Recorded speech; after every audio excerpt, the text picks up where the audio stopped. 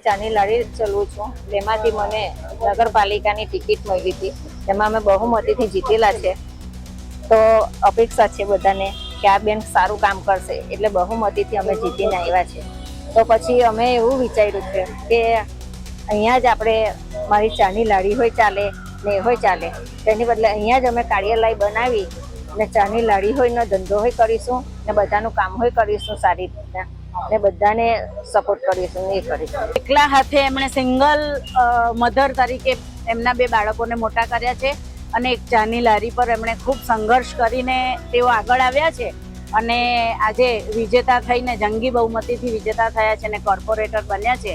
તો અમે સૌ આ વિસ્તારના લોકો એમને ખૂબ ખૂબ શુભેચ્છા આપીએ છીએ અને સાથે અપેક્ષા પણ રાખીશું કે તેઓ ખૂબ સારું કામ કરે અને કરશે જ એવી અમને આશા છે. અમારી તમામ માહિતીથી અપડેટ રહેવા માટે જોડાયેલા રહો S9 ન્યૂઝ સાથે.